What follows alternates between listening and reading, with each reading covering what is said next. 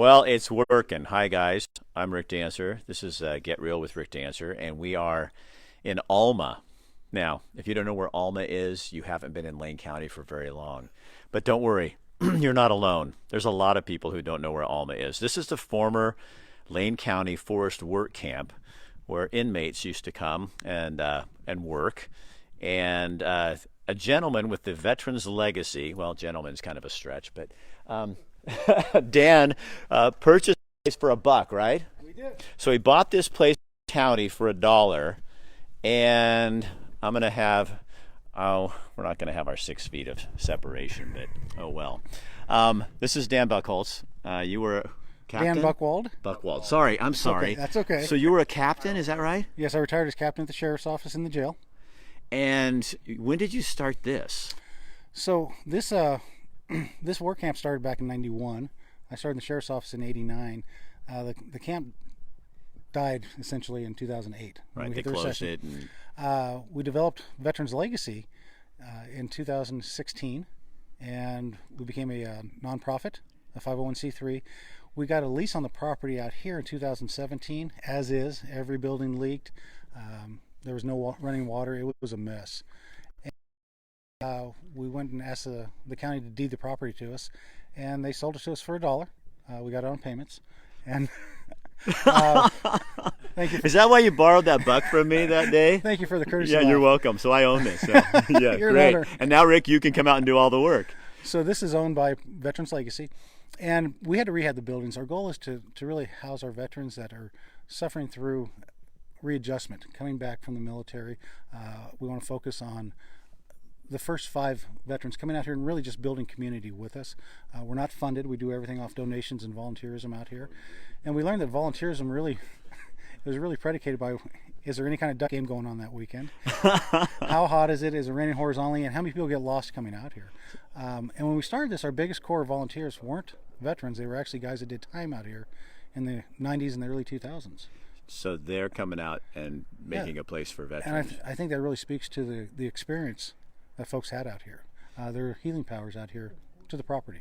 So you guys, what Dan wants to do, and Veterans Legacy really wants to do, is make this into a place where veterans would come out here and live, and grow their own food, and have animals that they care for. Correct.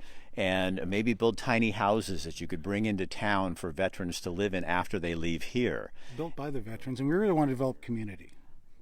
All of us that went into the military, we all went in by ourselves, and we came out by ourselves. And every moment that we were in the military, every day, camaraderie, teamwork, esprit de corps was always, thrown at us. And then when you get out, it's really like, well, what's my purpose now? What's my role? And so many of us have felt those almost issues of abandonment. The brotherhood that I had is gone now, and we really want to restart that again. So I want to introduce you to somebody. Come here, Joe, would you? I'm gonna give you the other side here. I'm gonna go this direction. So you guys, this is Joe, and Joe is the first resident. So we're kind of like calling him president. Oh. So kind of tell me your story a little bit, Joe, would you? Well, what do you want to know? I want to know where you came from. Where? From northern Idaho. I came out here just looking for a different place to live. How long have you been homeless, Joe? Over 10 years. And how did that start? What can you tell us what happened? Got tired. Just didn't feel like doing the system anymore. I don't know. I just got tired, and I parked here, and I met some people, and I've just been here ever since. So what has it been like? When did you come out here? 10 years ago. No, I mean here. I'm sorry, out here to the work, to the.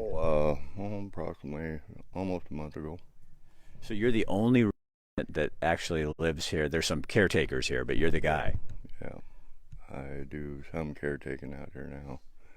So what has this done for you? It's woke me up a little bit.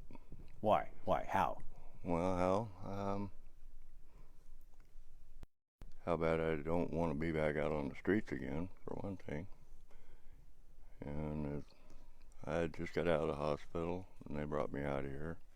They've been really good to me, helping me out from the hospital anyway. Is it tough to? Yes. Why? Well, learning to walk again and stuff, hospital, and I don't know. Is it tough to have a place too in some ways? Because Yeah. how explain that to people? Because I don't think people will understand that.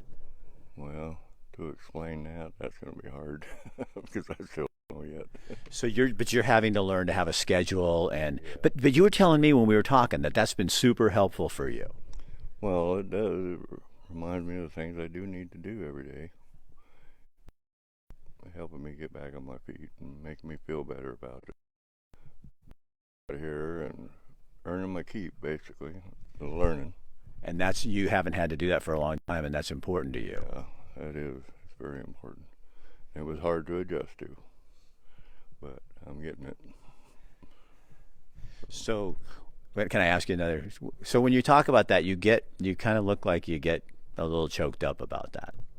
Well, I do. I'm not used to something like this. What, people caring, Yeah. knowing that you matter? Well, yeah, that's hard. It's been real hard. And to adjust to that people do care. And I can tell, make them mad too, when I don't do the things I should be doing. But you're learning. Yes, I'm learning, and it's waking me up. Joe, I think you're awesome, man. Oh, thank you. And thank you for serving our country. You betcha. All right, I got Do it again. you. What? I would do it again. Is it lonely? I mean, is that part of when it's for you PTSD or anything? But do you think that's part of your what's going on for you? Yeah, it could be. I'm not real sure. But Does everybody deserve a second chance? yeah, in my books they do. Second chance? Yes, it is. I would say it is. I died from whatever it was I had there, and somebody come along and saved my life. These guys are helping a whole lot. I love it. Thanks, Joe. I might come back because you're pretty cool. So you guys, I would take you around. I'm going to try a whole bunch of stuff you should see out here, but the problem is we're on a satellite and I lose signal if I go too far, so I'm going to do that at the end after I talk to everybody. Normally I'd kind of walk you around and do this, but I want you to meet the lady. There she is. This is Shelly, and she's so awesome. She used to work for St. Vinny. She used to run the Egan Warming Center. So Shelly knows, and you tell them what your job is out here. Veterans outreach, and I volunteer. I do whatever Dan says I can do. That's dangerous. But veterans outreach. But you're going in, you know how to talk to these folks because you're going to fill this place up with 40 people, hopefully. That's right. I'm going to be part of a team that does that. And you're right, I do know how to talk to them. I know how to talk to, our folks that have been on the street because of my own past work. And I know how difficult that is to go from the street to a different kind of life. So what is the magic out here? When you come out here, your soul just feels better. I mean, it is an undescribable feeling. For me, it's like I feel totally relieved. My PTSD for myself, Because you're a veteran. yes. So why is this population? I mean, this is rubber hits the road. I mean, you fight for our country, and then we leave you sitting on the street. So this almost has become in the heart of Lane County. Sure. I mean, people don't heal in these little pieces and dropped off. And that's one of the things that I always saw with Egan Warming Center is you can lift somebody up, but if there's no place to go after that, we drop the ball as community once again. And here That's not going to happen. Once you're here, you're family. You're back in the fold. We have each other's backs. We take care of one another. We understand what it feels like not to have each other's backs. So is that part of the problem? Why a lot of veterans end up in this place is because when you are serving your country and people are shooting at you and whatever, you're under great strain, and then all of a sudden you come back and there's nobody there for you, and you just slip away. Well, and it's different. I mean, it's just, I'll give you this description. I spent 2 years in South Korea. I thought, oh, I'm going to be so happy when I hit the States, when I get off that plane. I got off the plane. I wanted to go back. I understood how to live there. Coming back to the States didn't make sense to me. Could not make any sense of it. So this place helps restore that brother sisterhood that you have in the military. Mm-hmm. It does, yes, in a huge way. You're so awesome. I think you're so awesome. All right, so tell me how many people, give me like a lay of the land, and then. So we got 100 out here. We're still rehabbing the buildings. We've come so far from originally coming out here with nothing working out here where we're at now. We don't have a stable funding source. We do everything off donation. Right now we're trying to keep the gas going and keep the electricity turned on. Essentially, we want to start off this first year with 5 guys that want to come out here and build community with us, become a part of this, and really be those leaders for the next out here. We're starting off small so we can make our mistakes now. So you guys, I failed to say, and I know my client won't even care because Scott is awesome, but this is sponsored by the Buck Stops here, and it's perfect. Buck's Sanitary Service, Scott and Lisa Weld, they let me do whatever I want, and they always get good results because we always get to do stories like this. But these are people that, and the Buck really does stop here. It stops with us kind of getting this thing together. So you, in terms of people who have donated services out here, you could use more, but who's already done something? We've had some great help from Johnson Air Products, Chambers Construction, Twin Rivers Plumbing, Comfort Flow, Realty Company. Oh my goodness, I'm on. If you think Remax. Remax? They've been phenomenal. And what I tell folks is, they ask me how can we help, and I always tell them, why don't you come out here and take a look, see what we're doing out here, and then tell me how you can help out. We've got buildings we need to put up here. We're collecting items for use in the future. We're trying to create our own fire department out here. We want to build our own brand of helmets to hard hats, working with construction companies to really give our vets an opportunity to get into the trades. Come see what it means to work in the trades. The agricultural therapy, growing your own food, getting your hands dirty, being a part of that community, redeveloping community. Okay, so now another part of this story, which I didn't really plan on, but it's becoming part of the story, is you guys probably know that I have this friend named Nick. And Nick started this page called, and we've been together all day, so it doesn't matter if it's not 6 feet apart. We're just doing this. So Attitude is Everything is a Facebook page that you started. Yep.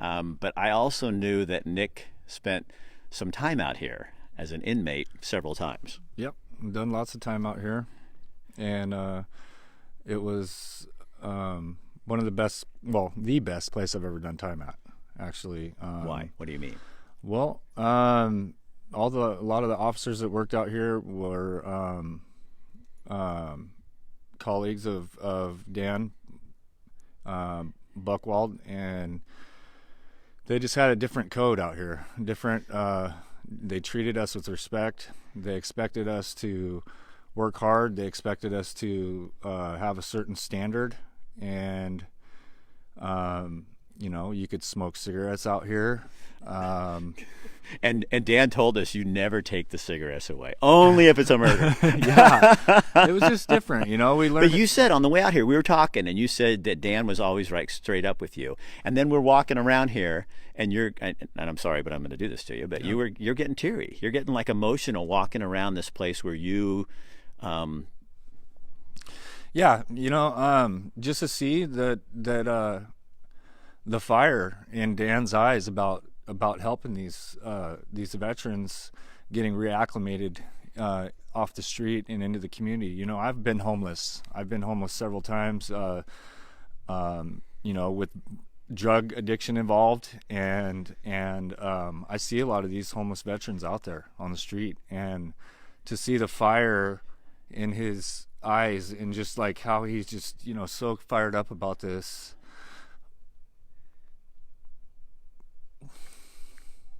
It's really powerful to watch. So as someone who is in recovery right now, and you go to all the meetings and we become like brothers, you and me, and you come out here, and I wasn't doing that to trick you. I just thought you should see this. And I wanted to be around you today. I wanted your company, and I did not know that this was going to affect you the way that it did, because you're like those veterans. Yeah, in a lot of ways, you know.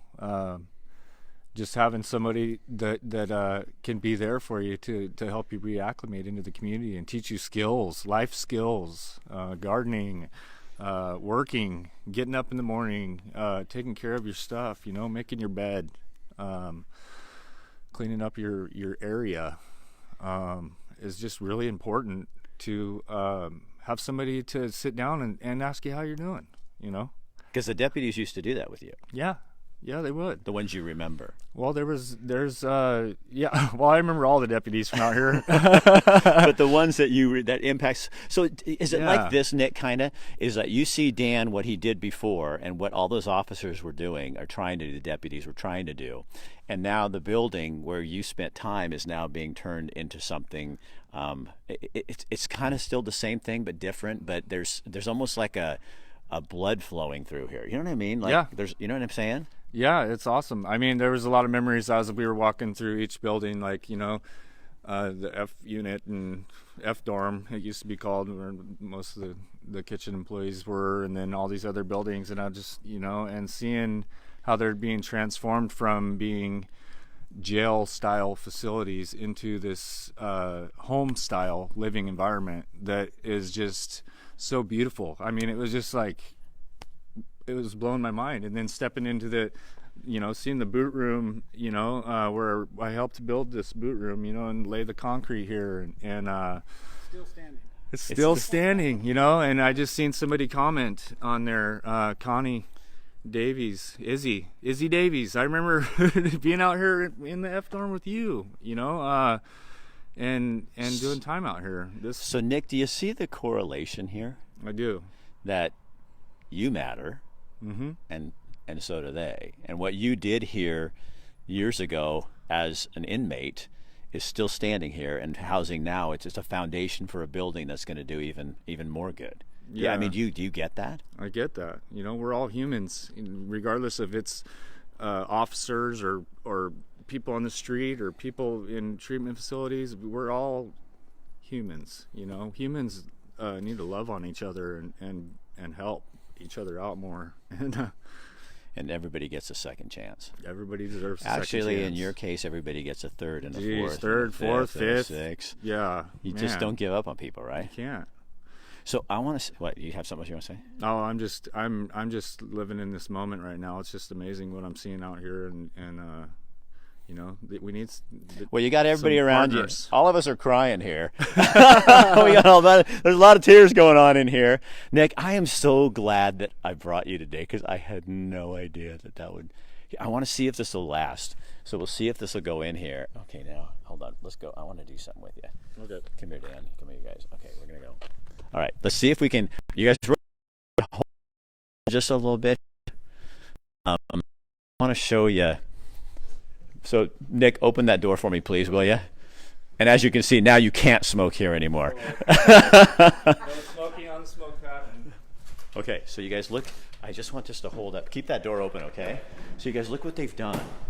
They've like completely redone this with tile, and it's just looking beautiful. And they got, there's a shower where the guys will have the veterans will have their own space, and he has some camouflage that are going to go across there so they'll have privacy in here. I want to go, we're going to try it. Come on, God, give me a signal. So these are the dorms, and they'll be able to put 40 people out here. They don't want more. They're going to have their own space, and oh my gosh, you really want to get in there and see if this will work. And then there's the kitchen down there, and you know what? Let's go through this. I got it to happen when I was in here. You guys, if we lose you, we'll put it here. So Nick, I'm going to let you go. Or it doesn't matter. This is like so you guys. Alma, former Forest Work Camp. Look at the view. This is where this is where I want to be today, away from everything that has to do with Corona. Okay, this is a storage area, but it takes you into the dorm area, and I'm going to hope that this lasts so we can show you.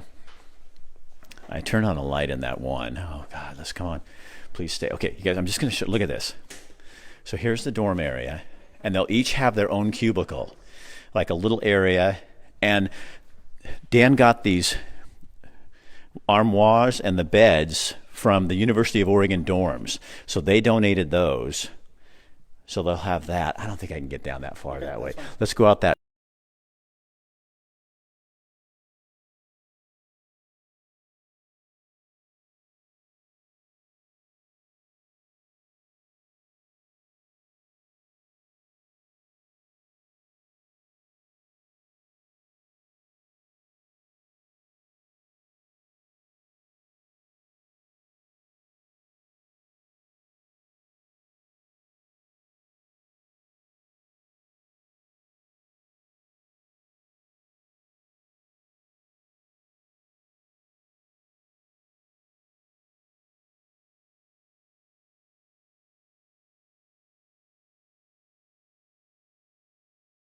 People to come out here, take a look, see what we're doing out here.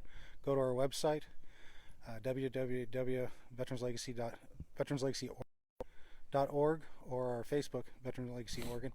See what we're doing, get a hold of me, come out here and see how you can be a part of it. So ideas that we were brainstorming, you guys, is for journeymen, people that are going through their apprenticeships for different things. Right, we've got Chambers Construction, their apprenticeship program comes out here. They work with us. We actually have veterans from the state hospital that are in the honors program that come down once a month. So we're not forgetting anybody. This is really for everybody here. There's a on you. Well, thank you. I think I saved your life. Now I owe you for that too, huh? Yeah. So it really is. It's an opportunity to come see what we're doing and be a part of this.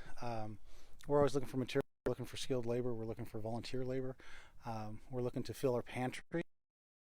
We don't have a funding stream yet, so it's really important that we do have these different products and materials come out with this.